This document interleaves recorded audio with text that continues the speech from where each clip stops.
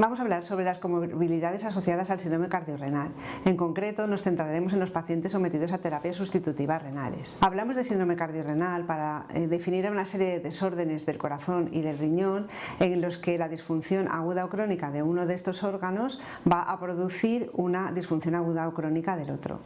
Ya en el momento de su definición, en 2010, se distinguieron cinco tipos. Nosotros nos vamos a centrar en el tipo 4, que es aquel en el que una enfermedad renal crónica va a producir una enfermedad cardíaca o cardiorrenal también de forma crónica. La enfermedad cardiovascular aparece ya en estadios muy precoces de la enfermedad renal crónica y a medida que vamos avanzando en los diferentes estadios, pues cada vez es más prevalente y tenemos más riesgo de mortalidad cardiovascular. Si nos fijamos en el gráfico, donde vemos los cuadraditos de diferentes colores, los que están en rojo indican un riesgo de mortalidad cardiovascular elevada, y si nos fijamos el estadio 4, cuando tiene una albuminoria mayor de 300, sería el peor escenario, en el que tenemos un riesgo relativo de mortalidad cardiovascular de 8 veces mayor que en la población general. Si nos centramos ya en los pacientes en diálisis, tenemos que tienen una mortalidad 10 veces mayor que la población general. Más de la mitad de ellos fallece por causa cardiovascular y además, pues su pronóstico en general de enfermedad cardiovascular empeora cuando hay una enfermedad renal crónica. No estamos hablando de un problema sin importancia, puesto que la enfermedad renal crónica cada vez es más prevalente en los pacientes, sobre todo a medida que aumenta la edad de la población. Este gráfico está sacado del Registro Español de Enfermedad Renal, y en él vemos que en 2021 la población en tratamiento sustitutivo es ya de 1.400 pacientes por millón de habitantes. Si quitamos lo que es la población trasplantada renal, tendríamos unos 40.000 pacientes en diálisis, y personas en España con una enfermedad renal con un filtrado por debajo de 60 ya son 7 millones, o sea que tenemos mucha prevalencia de enfermedad renal. Como hemos dicho, que además la mitad de los pacientes en diálisis van a tener una enfermedad cardiovascular, pues son muchos los pacientes que tienen este problema, y todos sabemos que es un problema que genera una gran morbimortalidad. ¿Y por qué tienen nuestros pacientes tanta enfermedad cardiovascular, los pacientes en diálisis?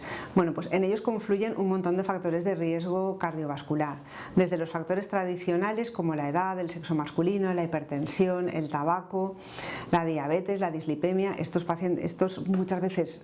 factores son los que generan la enfermedad renal, por lo tanto van a ser más prevalentes en estos pacientes. Y bueno, estos factores de riesgo tradicionales es verdad que hay que considerarlos un poco entre comillas, porque algunos, como la hipertensión, la obesidad o la dislipemia, tienen un factor que incluso podría ser protector en alguno de ellos, y además se ha visto que el tratamiento con estatinas en esta población no siempre va a reducir el riesgo cardiovascular, pero bueno, es verdad que tienen todos estos factores de riesgo. Además, los pacientes en diálisis o con enfermedad renal avanzada tienen una serie de factores extra que se asocian a su condición de enfermedad renal o de la uremia, factores como los que están en este gráfico. La anemia, por ejemplo, que es muy prevalente en pacientes con enfermedad renal, se ha considerado que es un factor de riesgo independiente para enfermedad cardiovascular. Además, es el principal factor que va a incidir en que tengan hipertrofia ventricular izquierda. La expansión de volumen extracelular también sería otro factor de riesgo muy prevalente en estos pacientes, también genera hipertensión, hipertrofia ventricular izquierda, etc. Estos pacientes, por múltiples factores, tienen una hiperactividad simpática que también va a generar enfermedad cardiovascular. Tienen una situación de estrés oxidativo porque disminuye la síntesis de óxido nítrico y está en una situación de inflamación crónica. Las alteraciones del metabolismo óseo-mineral que tienen estos pacientes también es un factor de riesgo cardiovascular. El hiperparatiroidismo secundario mal controlado es un factor de mortalidad cardiovascular. El fósforo elevado que tienen también sabemos que es muy prevalente en estos pacientes, es un factor de riesgo cardiovascular independiente.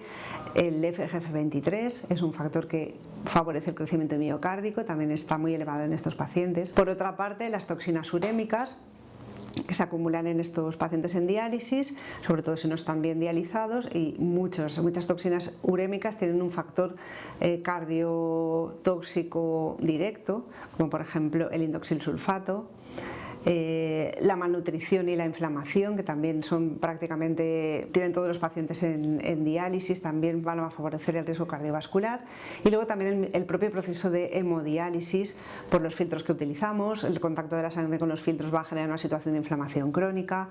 El acceso vascular genera una situación de alto gasto cardíaco que al final va a acabar favoreciendo la enfermedad cardiovascular. etc. ¿Y qué enfermedades cardíacas o cardiovasculares vamos a tener en diálisis con mayor prevalencia? Por una parte, la hipertrofia ventricular izquierda es muy prevalente en la enfermedad renal crónica, es una respuesta, es un mecanismo compensador de la sobrecarga de presión y de volumen a la que están sometidos los pacientes.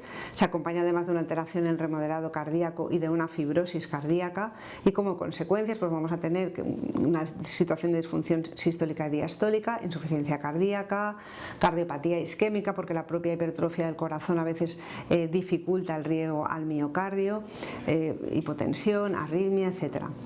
Cardiopatía isquémica también vamos a tener por alteración en los vasos, calcificación vascular, y por la propia hipertrofia ventricular izquierda, como hemos comentado. Van a tener más frecuencia de arritmias, son de 20 a 30 veces más frecuentes que en los pacientes con función renal normal, incluso hay bastante más riesgo de muerte súbita. También vamos a tener valvulopatías por la propia calcificación de las válvulas también que tenemos en estos pacientes, o sea que van a tener mucha repercusión cardíaca. A nivel de los vasos, digamos que hay dos tipos de alteración muy frecuente en los pacientes en enfermedad renal crónica y en concreto en diálisis.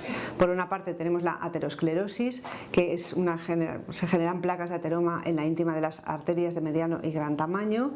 Es muy frecuente en diálisis, se produce por un mecanismo inflamatorio, como hemos comentado es muy prevalente en estos pacientes, y lo que vamos a tener, las consecuencias de este proceso es manifestaciones clínicas que dependen de la isquemia que se genera en los órganos que están irrigados por estos vasos. Es decir, va a favorecer enfermedad coronaria, enfermedad vascular cerebral, isquemia intestinal o enfermedad vascular periférica.